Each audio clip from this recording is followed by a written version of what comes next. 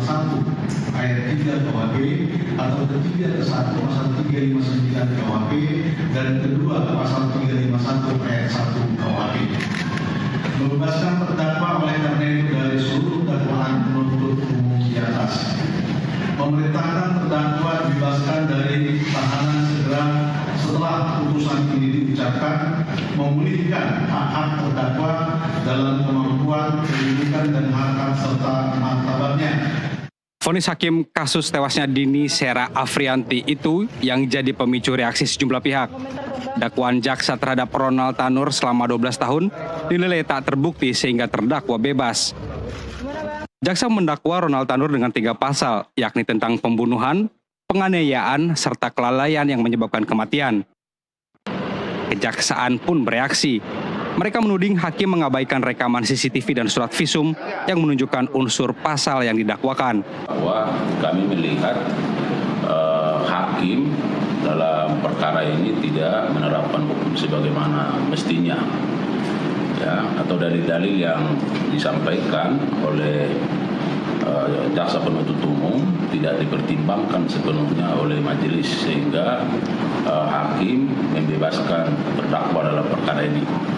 Nah, sehingga kami melihat bahwa perlu dilakukan upaya hukum ya, yang diatur oleh KUHP dalam rangka menyikapi terkait dengan putusan pengadilan ini.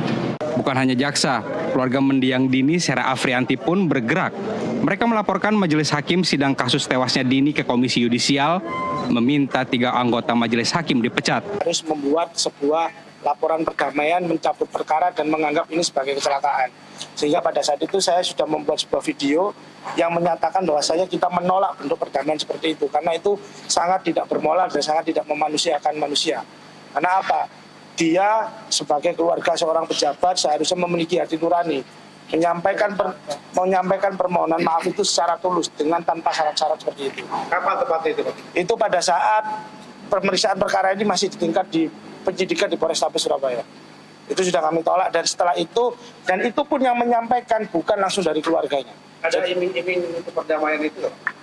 Tentunya ada janji-janji, tapi kami tidak menghiraukan itu karena kami meminta permintaan maaf yang tulus, bukan bentuknya seperti itu. Selanjutnya, keluarga korban pun melapor ke Komisi 3 DPR dan anggota Dewan pun berjanji mengawal pemeriksaan terhadap hakim kasus tewasnya Dini Sera Afrianti. Ini sangat-sangat janggal karena kami amat sangat prihatin dengan putusan seperti ini.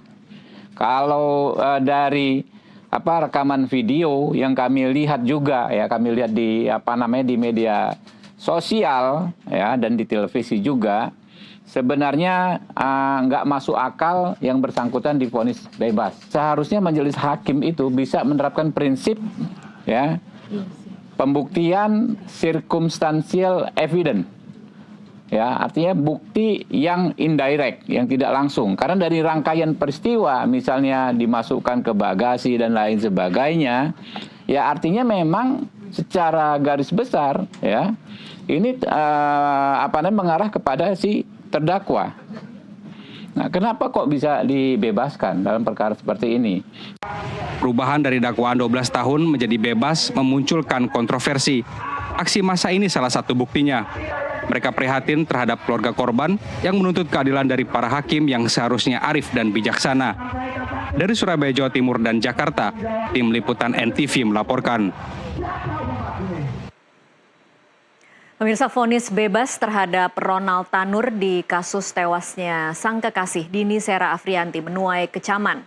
Hakim dinilai mengabaikan fakta di persidangan dan hasil visum yang menunjukkan penyebab kematian korban dengan membebaskan terdakwa dari segala tuntutan. Keluarga korban kini berjuang untuk mencari keadilan. Untuk membahas kasus ini kita sudah terhubung melalui sambungan Zoom dengan anggota Komisi 3 DPR Muhammad Nasir Jamil, pakar hukum pidana dari Universitas Jenderal Sudirman Profesor Hipnu Nugroho, dan juga Ketua Komisi Kejaksaan Profesor Pujiono Suwandi. Selamat malam Bapak-Bapak. Selamat malam Mbak. Iya. Selamat malam Mbak. Selamat malam, terima kasih sudah bergabung bersama kami di NTV Prime. Semoga semuanya dalam keadaan sehat-sehat ya. Alhamdulillah sehat. Baik, saya ke Prof. Hipnu terlebih dahulu untuk memulai perbincangan ini dengan suatu pemahaman bahwa kita semua sadar putusan hakim itu tidak bisa diganggu-gugat oleh lembaga peradilan apapun. Bila ada kasus yang kemudian putusannya dirasa janggal seperti hari ini yang kita saksikan di putusan untuk Ronald Tanur, apa opsi yang tersedia, Pak Hipnu? Ya, ini suatu yang menarik, Mbak. Kita harus beranjak pada konsep apa itu putusan bebas. Putusan bebas adalah putusan yang dijatuhkan kepada terdakwa yang tidak terbukti seperti yang dirumuskan dalam surat dakwaan. Nah, itu. Apa surat dakwaan tadi sampaikan ada 338, 359, 351 dan sebagainya. Pertanyaannya dengan konstruksi yang sudah berlapis, kenapa tidak sampai terbukti? Nah, ini suatu permasalahan. Di civil law kan pengungkapan perkara itu ada di penyidik, ada di penuntut umum. Itu sudah akumulasi bagaimana pra penuntutan untuk menyiapkan satu bukti. Kemudian di persidangan, oke lah persidangan berpikir objektif terhadap objektif. Tapi dalam hal ini, hakim harusnya paling tidak itu menciptakan hukum, menemukan hukum, kalau memang ada keraguan. Tetapi kalau kita lihat dalam proses pembuktian seperti Pak Jamil tadi, dengan bukti-bukti yang kita baca di media sosial, itu secara konkret mahasiswa pun bisa, nggak mungkin ada CCTV bergerak mundur. Padahal kalau kita lihat ke depan, RKUHP itu CCTV itu bukti yang nomor satu. Bukti yang nomor satu, yang menggantikan bukti saksi. Kalau sekarang itu kan bukti saksi, ahli, surat petunjuk, ke depan itu bukti CCTV, bukti elektronik, yang tidak terbantahkan. Sekarang pertanyaannya, logika hukum apa yang dipertanggungjawabkan oleh hakim? Menurut Anda apa logikanya, Pak? Ya, logikanya tidak cermat. Pembuktian itu bisa pembuktian langsung, bisa pembuktian tidak langsung. Nah, ketika pembuktian tidak langsung itu tugas hakim untuk mengulik semua peristiwa hukum. Karena di sana ada korban yang tanda petik itu sudah ada kondisi yang menyatakan bahwa kemungkinan terdakwanya si A, kan itu, Pak. Jadi tidak ada yang lain. Apakah seperti itu hanya meloloskan seperti itu? Ya tidak bisa. Itu hakim hanya mulut undang-undang tidak bisa. Tapi lah, oke lah, kita berinjak pada asas res judicata. Semua putusan dianggap benar kecuali dibuktikan sebaliknya. Inilah saya kira teman-teman jaksa mungkin sekarang sudah bagaimana membuat kasasi. Baik. Terhadap putusan bebas itu, Pak. Oke, kasasi itu adalah satu hal, Pak Hipnu. Tapi di luar mekanisme kasasi yang memang sedang disusun oleh tim jaksa, apa yang kemudian bisa dilakukan untuk mengevaluasi kinerja hakim? Kalau kita tadi, apa benar dia tidak cermat? Atau jangan-jangan memang pura-pura menutup mata begitu, Pak Hipnu? Nah, itu tugas KJ dan Bawas. Saya kira Bawas dan KJ harus bergigi. Karena jangan sampai sekarang ini hakim seolah-olah berlindung pada kebebasan. Bebas sih ya, tapi bebas berbasis pada norma. Bebas berbasis pada kearifan lokal. Bebas berbasis pada kepatutan. Kan gitu, Pak. Iya. Jadi bukan bebas sakar PDW, enggak bisa, kayak gitu.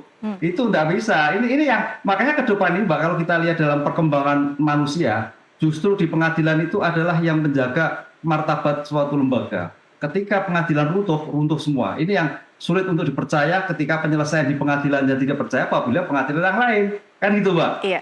Menjawab martabat itu di pengadilan, Pak. Disinilah saya kira Mahkamah Agung harus mencari hakim-hakim yang punya kemampuan integritas, punya kemampuan ilmu, kemampuan punya sense of yang terjadi di masyarakat. Tanpa itu, ya biasa-biasa aja, kan gitu, Pak. Baik, saya ke Pak Nasir Jamil. Sekarang Pak Nasir, kemarin keluarga korban Dini Sera Afrianti sudah mengikuti audiensi dengan Komisi 3 DPR. Apa kira-kira solusi yang ditawarkan oleh Komisi 3 DPR kepada keluarga? Iya, kemarin kami itu menerima dan mendengar apa yang mereka harapkan dan apa yang mereka cemaskan, khawatirkan dari putusan bebas ya, atau vonis bebas terhadap Ronald Tanur. Dan tentu saja kami memiliki kewenangan ya, sesuai dengan tupoksi yang dimiliki oleh DPR. Tapi kami juga menyoroti putusan bebas tersebut. Meskipun tadi memang disebutkan bahwa putusan bebas itu juga sebenarnya hal yang biasa dalam vonis-vonis hakim. Ada putusan bebas yang itu melukai keadilan masyarakat, ada juga putusan bebas yang memang itu benar bahwa hakim tidak menemukan bukti-bukti bahwa terdakwa itu melakukan satu tindak pidana kejahatan. Dalam konteks apa yang dilakukan oleh Ronald Tanur misalnya, ya kita memang melihat bahwa vonis bebas ini semacam atau sesuatu yang kita anggap tidak berbasis kepada apa yang dibuktikan dalam persidangan. Ya, meskipun hakim itu bebas, ya, mandiri, independen dalam memutuskan putusannya, tapi hakim juga diharapkan memiliki naluri. Nah, naluri seorang hakim inilah yang sepertinya tidak digunakan. Jadi tidak semata-mata hanya melihat alat-alat bukti di persidangan atau narasi yang disampaikan oleh penuntut umum. Seorang hakim dalam pandangan kami juga seharusnya memiliki naluri. Dia harus melihat dalam perspektif korban, ya. Jadi perspektif korban ini yang kadang-kadang diabaikan. Jadi tidak melulu sesuatu yang tampak di persidangan, sesuatu yang tidak tampak itulah biasanya menggunakan naluri. Nah, harus kita akui bahwa naluri ya ini sudah mulai tumpul, baik mulai dari penyidikan, penuntutan hingga persidangan. Jadi di samping hal-hal lain terkait dengan dunia penegakan hukum kita, satu hal yang kami cermati bahwa naluri itu sudah mulai hilang. Jadi kalau sudah hilang, ya biasanya itu akan berdampak terhadap martabat, kewibawaan, keluhuran, dan etika profesi penegak hukum. Nah, disitulah sebenarnya Komisi Yudisial itu bisa masuk, ya, untuk memeriksa, ya, apakah ada sesuatu terkait dengan vonis bebas tersebut, begitu, ya. Karena memang KAI tidak bisa masuk dalam ranah yusdisial, ya. Dia hanya bisa melihat, ya, apakah ada sesuatu, ya, di balik putusan vonis bebas itu. Murni, ya, putusan bebas itu dari majelis hakim atau memang ada di luar itu sehingga mempengaruhi keyakinan hakim, ya, dan merobohkan keyakinan hakim tersebut. Baik, Pak Nasir Jamil, saya ingin konfirmasi sedikit yang salah satu juga yang menjadi tuntutan keluarga kemarin adalah Edward Tanur, ayah dari Ronald Tanur, sudah dinonaktifkan dari partai dan fraksi, benar ya Pak Nasir? Ya, jadi itu disampaikan langsung oleh anggota fraksi PKB, Pak Heru, ya, dalam rapat dengar pendapat kemarin. Ya, kami ya, disampaikan hal itu langsung kepada keluarga korban dan tentu itu sudah didengar oleh semua orang yang menyaksikan rapat itu baik secara langsung maupun tidak langsung. Oke, dan tanggapan keluarga sudah cukup sampai di situ atau seperti apa Pak Nasir? Ya, tentu saja korban itu, keluarga korban kan di samping menerima atau sudah bisa memahami putusan fraksi Partai Kebangkitan Bangsa DPR RI, ya mereka juga berharap agar ya fraksi-fraksi di DPR RI terutama di Komisi 3 bisa mengawal aspirasi mereka sesuai dengan tupoksi yang dimiliki oleh DPR RI. Oke, kira-kira rencana ke depan Komisi 3 akan melakukan apa terkait kasus ini Pak Nasir? Ya, kami kan sedang dalam reses ini. Sebenarnya kan kemarin tidak boleh ada rapat kecuali izin pimpinan DPR RI, ya. Artinya rapat itu sudah seizin dari pimpinan DPR RI. Kami sedang reses, akan masuk reses akan masuk kembali itu tanggal 16 Agustus. Ya tentu perkiraannya di bulan Agustus kita mencoba untuk rapat konsultasi dengan Mahkamah Agung, rapat konsultasi dengan Komisi Yudisial. Tapi tetap saja tidak bisa mengintervensi, ya, putusan itu karena memang penegakan hukum di negeri ini kan berjenjang, ya, baik berjenjang mulai dari penyidik, penuntut hingga persidangan maupun dalam arti ya PN, kemudian banding dan kasasi begitu. Jadi ketika orang merasa tidak mendapatkan keadilan dari putusan ini, mereka bisa langsung banding atau bisa langsung kasasi ketika vonis bebas tadi. Nah, kita lihatlah Mahkamah Agung apakah mampu menjadi benteng terakhir untuk mendapatkan keadilan dari keluarga korban. Baik, dengan kata lain sebenarnya Pak Nasir mau mengatakan bahwa Komisi 3 tidak bisa berbuat terlalu banyak untuk kasus ini, begitu ya Pak? Ya, kami punya kewenangan ya untuk bisa memaksa dalam tanda kutip ya mitra kerja kami, ya, misalnya LPSK kami minta untuk segera mendampingi, ya, dan kami juga nanti akan undang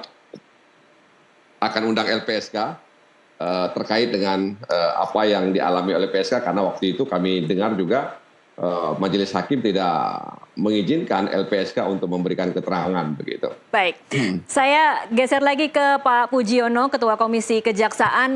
Profesor Pujiono, kalau Anda sendiri mencoba mengevaluasi dari kinerja kejaksaan, khususnya untuk kasus ini, sudah ada pasal berlapis, pasal 338 tentang pembunuhan, kemudian pasal 351 tentang penganiayaan, pasal ayat 1 dan 3, dan kemudian 359 itu tentang kelalaian. Tetapi 3 pasal ini kemudian berbuah vonis bebas. Apa kira-kira evaluasi atau catatan Anda? Ya, yang pertama kalau kita lihat dari materi dakwaan yang dibuat oleh teman-teman JPU, kita melihat sudah cukup berlapis ya, mulai dari pasal 338, 351 hingga 359. Hanya memang kemudian yang proses berikutnya kita menyesalkan sih beberapa alat bukti yang disajikan oleh teman-teman JPU itu tidak dilihat secara relate, secara keterkaitan oleh hakim, sehingga mengakibatkan putusan bebas itu. Nah, sebenarnya kan yang harus kita lihat bahwa ya hakim sebagai guardian of justice itu memang punya hak untuk membuat putusan, kebebasan, kemandirian dan segala macam itu dia punya. Tapi satu hal yang membedakan dalam konteks perdata khususnya ya, dalam kasus-kasus pidana hakim itu lebih aktif. Artinya lebih aktif itu bukan hanya kemudian melihat fakta-fakta persidangan yang ada, tetapi juga harus bisa menggali values yang kemudian berkembang. Nah, oleh karena itu ketika kemudian ada keraguan, maka values di hakim itulah yang kemudian bisa kemudian ditonjolkan, bisa kemudian dihadirkan. Nah, yang kita sayangkan kemarin memang ya values ini belum muncul, bahwa ada kegalauan, ada kegelisahan di masyarakat tentang keadilan, tetapi tidak direspon. Ya kecenderungannya adalah pemeriksaannya formal. Kalau formal kan tentu debatable. Nah, ini yang kita sedang siapkan adalah kita dari Komisi Kejaksaan, insya Allah besok akan mengirimkan tim untuk melakukan supervisi. Kita tidak bisa tentu masuk pada kegiatan projustisianya, tetapi kita akan melakukan supervisi kepada teman-teman kejaksaan di Surabaya agar materi-materi memori kasasi yang kemudian dibuat memperhatikan beberapa bantahan, beberapa alat yang dibantah oleh hakim, sehingga kita bisa kemudian mengkonter bantahan-bantahan itu. Sehingga satu itu, yang kedua juga yang kita mau hadirkan adalah salah satu yang kita ingin dorong ya di kejaksaan itu adalah untuk kemudian ketika membuat memori kasasi adalah soal tanggung jawab. Jadi yang agak lalai, agak luput hakim kemarin akan melihat ini tanggung jawab siapa, seolah-olah kan kemudian ketika bahwa alat bukti itu mungkin dinilai lemah, tetapi kemudian mengabaikan tentang teori tanggung jawab dalam konteks pidana, padahal ini penting. Oke, baik. Kita nanti akan dalami lebih jauh lagi, Prof. Pujiono, soal bagaimana alat bukti itu kemudian dilihat dan dijadikan pertimbangan oleh hakim, dan juga kita akan mencermati satu persatu pertimbangan hakim dalam memutus bebas nanti di segmen selanjutnya. Pemirsa tetaplah bersama NTV Prime, kami masih akan kembali sesaat lagi.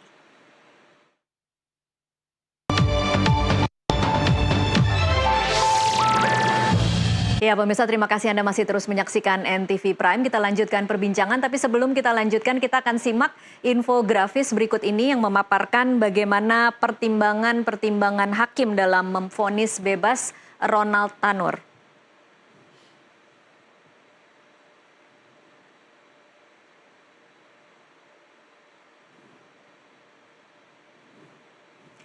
Ya, ini adalah pertimbangan hakim dalam memvonis bebas Ronald Tanur. Yang pertama, hakim menilai Ronald Tanur tidak terbukti melindas korban dengan mobil. Kemudian hakim juga menilai Ronald Tanur tidak berniat membunuh.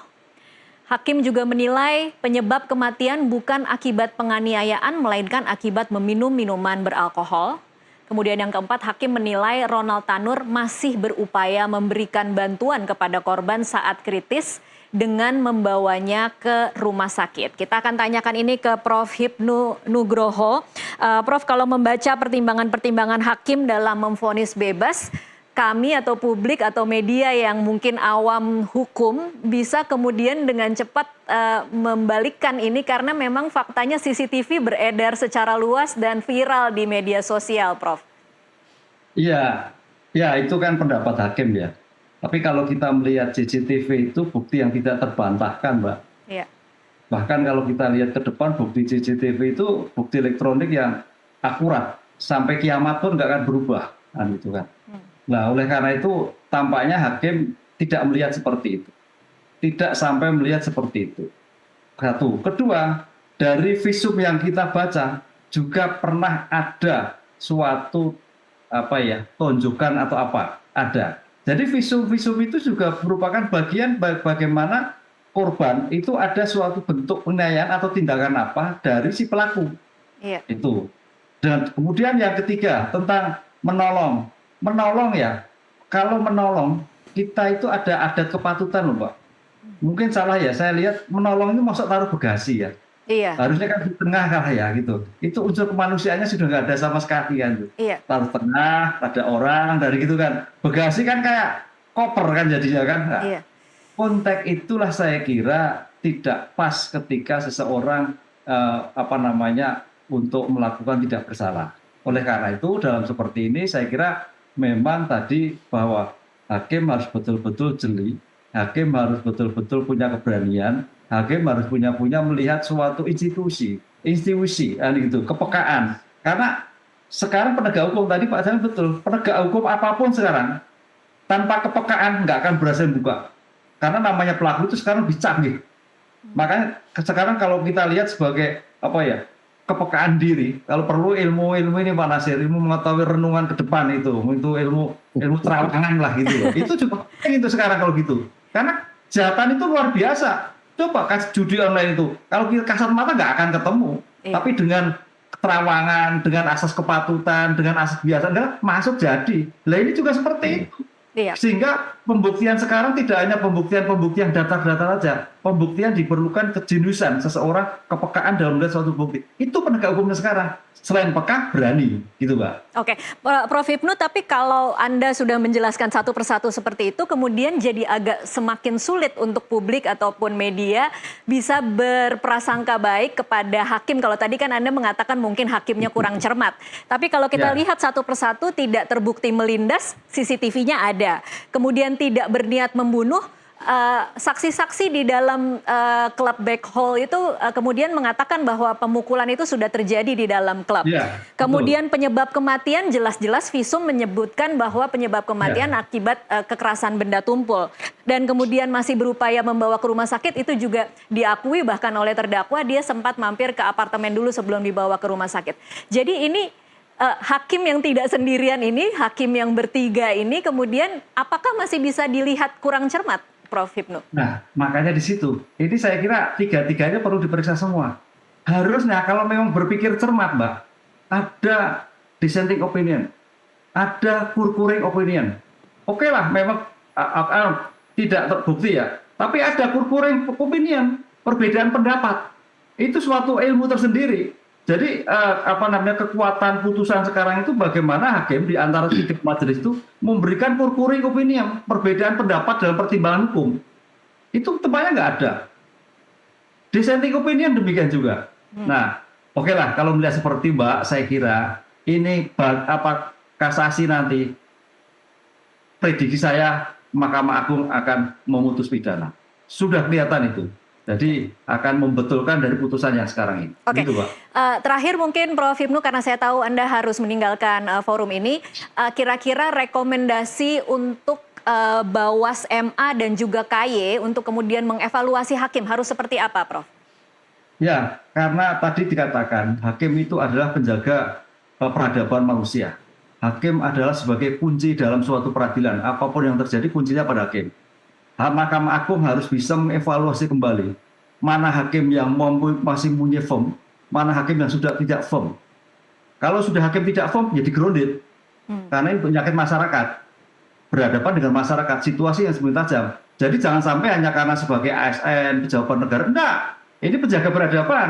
Jadi yang tidak kemampuan grounded diberhentikan. Ataupun dilakukan dinonjobkan, bisa juga. Ataupun dilakukan tidak pada tingkatan kasus-kasus yang serius. Ini kan dilihat kan.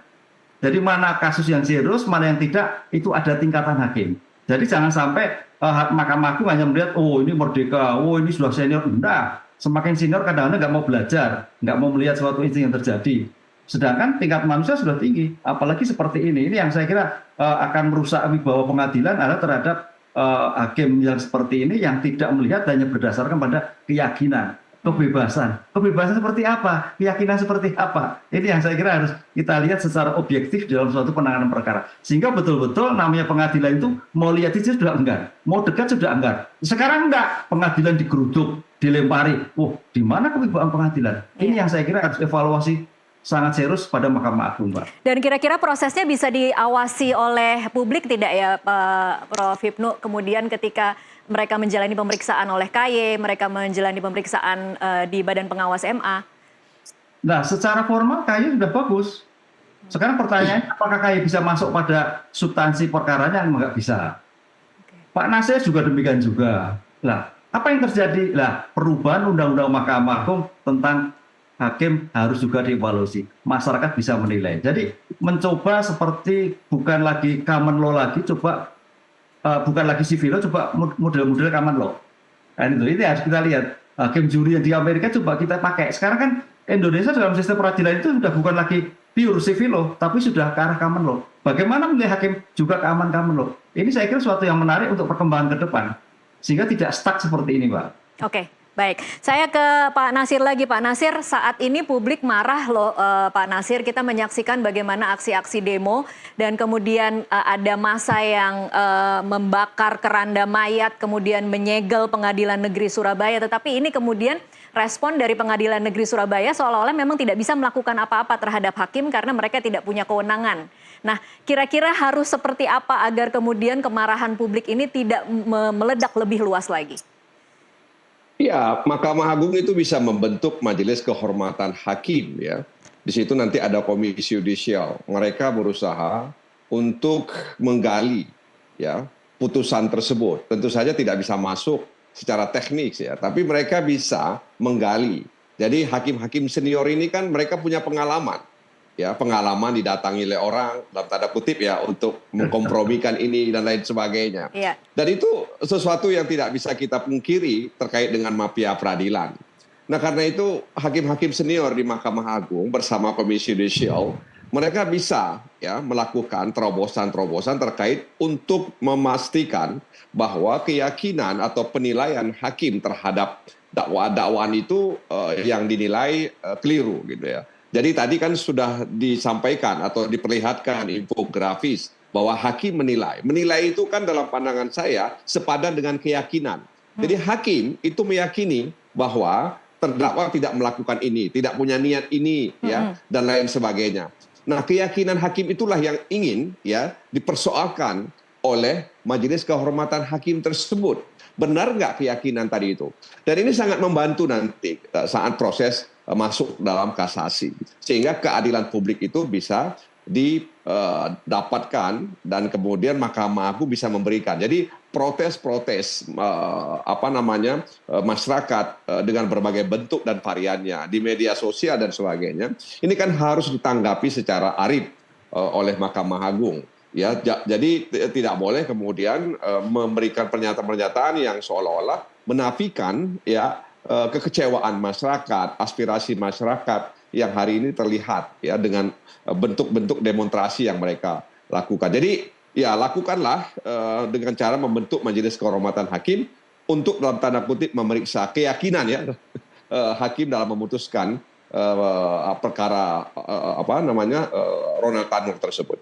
Oke, baik. Saya ke Prof. Fujiono. Prof. Fujiono tadi menyambung sebelum kita jeda, poin-poin yang kemudian dianggap membebaskan terdakwa itu adalah tidak ada saksi dan kemudian penyebab kematiannya adalah alkohol. Ini adalah keyakinan hakim lagi-lagi ya. Tapi kalau kemudian kita bisa mengevaluasi bagaimana kinerja jaksa ketika mempresentasikan alat bukti, apa kemudian yang jadi catatan Anda? Apakah memang jaksa gagal menghubungkan antara alat bukti itu dan kemudian bagaimana terdakwa dinyatakan tewas?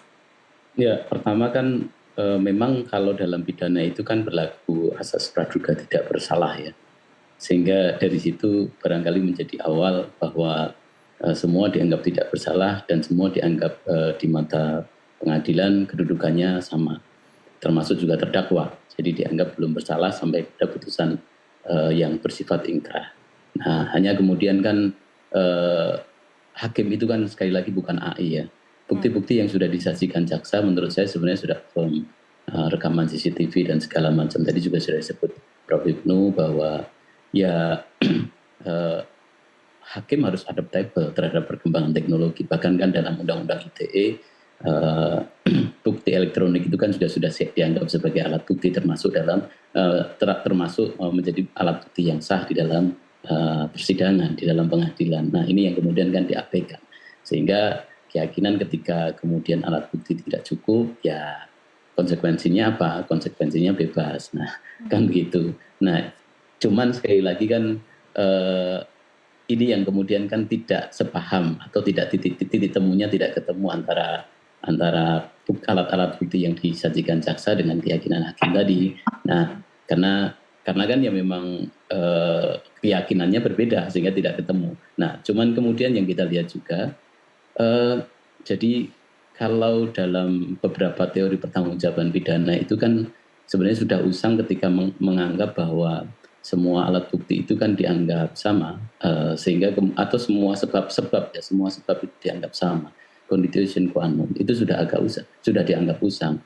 Kita berkembang kepada adequate verursaking. Adequate verursaking itu bahwa sebab-sebab misalnya ketika alasan itu bertumpuk, akibat itu bertumpuk, ada 338, ada 351, ada 359, itu kan akibat yang muncul. Nah, sebab-sebabnya kan bisa kemudian kan dilihat bahwa yang menyebabkan kematian kan apa saja, sehingga kemudian kan diukur dari situ dan sudah ada bukti-bukti visum yang kemudian menandakan ke sana. Itu menandakan ke sana bahwa bukti-bukti kuat inilah yang kemudian seharusnya menjadi keyakinan hakim. Itu kedua. Yang ketiga adalah tentang tadi saya sebut bahwa hakim itu bukan artificial intelligence, tapi hakim itu adalah ibaratnya kalau zaman ketika dulu hakim itu kan dianggap perwakilan dari Tuhan. Ketika dianggap perwakilan dari Tuhan, maka harus memiliki values yang betul. Itu yang membedakan antara hakim dengan artificial intelligence. Bisa jadi artificial intelligence ketika desain awalnya sudah ketemu, nanti luarannya X, tinggalkan dirangkai saja algoritma yang kemudian dibutuhkan seperti apa. Tetapi hakim algoritma penting, tetapi ada sisi-sisi values yang kemudian harus muncul. Nah, oleh karena itu kita bentuk tim supervisi itu untuk kemudian memastikan bahwa keterkaitan antara alat bukti dengan keyakinan hakim dengan kemudian yang kita sebut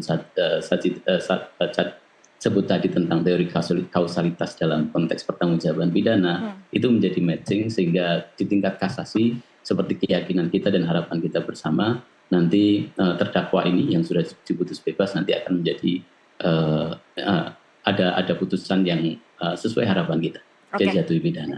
Oke, baik. Ya, jadi ini tuntutan juga bagi penuntut umum ketika vonis bebas tadi itu. Apakah mereka bisa kembali merekonstruksi dakwaan-dakwaan mereka? Tadi Prof. Hipnu sudah berkeyakinan mungkin nanti di tingkat kasasi itu akan divonis sebaliknya.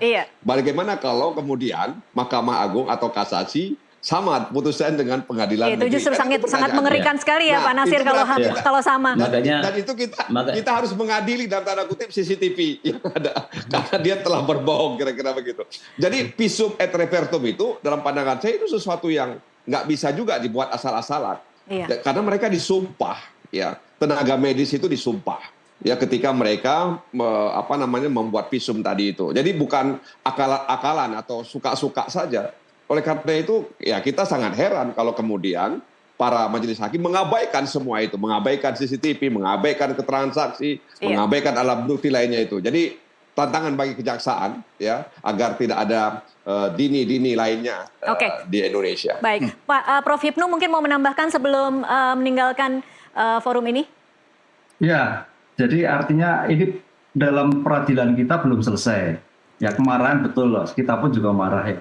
Tapi mudah-mudahan dengan ketabahan hati, situasi yang sekarang, nanti kejaksaan merumuskan kembali, mereview kembali, menggambarkan kembali dengan memori kasasinya, insya Allah pasti dikabulkan seperti yang diharapkan. Karena ini kan belum selesai. Kita berpikir baiklah, walaupun secara hati ya gondok Pak Nasir ya, kok bisa seperti ini ya. Karena eranya kan era keterbukaan, bukan era-eraan, keterbukaan, semua logika, ilmiah berjalan dan sebagainya. Tapi ya itulah, kembali lagi kita kembali pada asas res judicata, kita hormati. Tapi dihormati dalam arti catatan. Makanya gini Pak Nasir, di parlemen, penghormatan itu betul, tapi penghormatan dengan catatan. Kalau penghormatan itu berbasis ilmiah, oke kita hormati. Tapi kalau sudah tidak berbasis pada ilmiah pembuktian, ya saya kira penghormatan dalam tanda petik. Gitu. Oke, baik. Gitu, baik. Makanya kita kan ketika kita dorong JPU untuk melakukan challenge itu bahwa kita meyakini bahwa hakim itu adalah wakil Tuhan, guardian of justice. Tapi ingat bahwa kalau dalam konteks pengadilan tingkat di atasnya bisa menganulir putusan judik fakti. Nah, oleh karena itu sebenarnya wakil Tuhan yang sebenarnya yang kita harapkan itu adalah the last of guardian of justice-nya ya nanti di tingkat kasasi Mahkamah Agung. Dan kita berharap betul seperti harapan Pak Nasir, harapan Prof Hipnu, bahwa nanti jaksa juga akan mengkonstruksikan alat bukti yang relate, yang bisa menguatkan keyakinan hakim di tingkat kasasi. Oke, baik. Kita harus break dulu, tapi Prof Hipnu terima kasih untuk sudah bergabung bersama kami di NTV Prime. Prof Pujiono dan Pak Nasir ditahan dulu, kita masih bergabung. Ya, Prof Hipnu. Oke. Iya, terima kasih Prof Hipnu. Terima kasih masukannya. Baik, pemirsa tetaplah bersama NTV Prime, kami masih akan kembali sesaat lagi.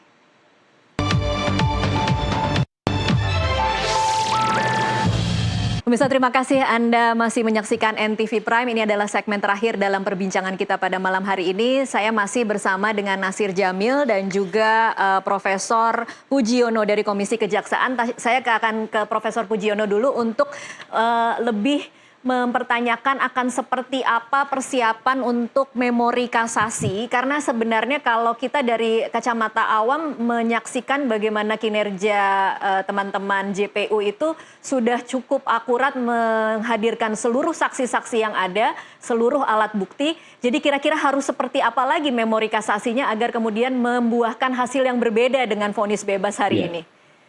Satu mungkin yang akan kita tambahkan adalah soal teori kausalitas dalam konteks pidana ya. Ini akan kita dorong untuk ditambahkan. Karena begini, kalau dalam konteks pidana itu saya sebut tadi bahwa akibat itu pasti ada sebabnya. Tinggalkan kita mengukur tidak ada akibat itu yang terjadi dengan mengabaikan sebab. Nah, kematian dini ini pasti kan ada sebabnya. Bahwa diabaikannya taruhlah CCTV, diabaikannya visum tentang luka-luka, itu kan yang harus kemudian kita rangkai. Bahwa meninggalnya itu tidak hanya semata-mata karena alkohol. Meninggalnya itu ya karena ada luka kekerasan dan segala macam itu yang kemudian harus kita kuatkan didasarkan pada teori yang saya sebut tadi, adequate filosofi. Baik, jadi ya silakan. Tim tadi sudah hari ini juga sudah rapat untuk kemudian beberapa masukan yang akan kita kuatkan kepada JPU di Kejari Surabaya, dan besok juga akan sudah kita bedah kasus itu di Kejaksaan Surabaya, sehingga kita akan menemukan titik temu dan memberikan dorongan dan support kepada JPU untuk melakukan kasasi ini sesuai dengan harapan publik. Oke, saya ke Pak Nasir. Pak Nasir, ini kan kalau kemudian kita melihat dari kacamata publik, seolah-olah memang ini menjadi lagi-lagi catatan untuk bagaimana penegak hukum melukai dan mencederai rasa keadilan. Kalau kita lihat rentetannya kemarin kita menyaksikan ada kasus Vina, kemudian ada kasus Afif, dan sekarang kita menyaksikan di depan mata bagaimana rekaman CCTV-nya sudah beredar, kita tahu siapa pelakunya, tapi kemudian bisa divonis bebas. Nah, kira-kira catatan apa bagi penegak hukum mitra Anda nih di Komisi 3, kemudian yang seolah-olah hari ini bisa begitu mengabaikan protes dari masyarakat yang rasa keadilannya tercederai? Ya, tidak bisa kita pungkiri masih ada sisi buram dalam penegakan hukum kita. Nah, sisi-sisi buram inilah yang memang menjadi tanggung jawab kami ya untuk mengevaluasi dari perspektif regulasi ya. Jadi regulasinya kita akan evaluasi ya, dan kemudian juga kebijakan-kebijakan di lembaga yudikatif tersebut ya. Jadi apa yang terjadi hari ini itu juga memunculkan kekhawatiran bagi kita di parlemen ya, melihat cabang kekuasaan yudikatif ya itu mempraktekkan apa yang mereka lakukan itu. Nah, karena itu menurut saya memang sudah menjadi tanggung jawab kita semuanya ya, dalam konteks perguruan tinggi misalnya. Sayang Prof. Hipnu sudah meninggalkan ruangan ini. Ya, mungkin ada baiknya juga tradisi eksaminasi itu kita hidupkan di negeri ini. Kalau di Belanda itu tradisi eksaminasi itu begitu hidup ya. Jadi kalangan perguruan tinggi selalu menguji putusan-putusan hakim, dan ketika mereka menguji secara objektif ya, maka hasil itu mereka serahkan kepada Mahkamah Agung di sana. Nanti pimpinan Mahkamah Agung bisa mengevaluasi apa yang dilakukan oleh para hakim atau putusan-putusan hakim itu, termasuk karir hakim tadi itu. Sayangnya kita tidak punya mekanisme seperti itu ya, Pak Nasir, untuk mengevaluasi putusan-putusan hakim. Ya, memang tradisi eksaminasi itu belum begitu populer, belum, jarang sekali ya dilakukan. Oleh karena itu memang perguruan tinggi diharapkan bisa mengawal ya penegakan hukum, terutama di persidangan atau di lembaga yudikatif dengan cara melakukan eksaminasi. Dan ini sangat membantu sebenarnya Mahkamah Agung untuk memotret bagaimana perilaku dan putusan-putusan hakim di bawah kewenangannya, apakah sudah memberikan kemanfaatan, keadilan kepada masyarakat. Soal kepastian itu nggak bisa kita pungkiri, tapi soal kemanfaatan dan keadilan itu yang hari ini masih jauh seperti jauhnya panggang dari api.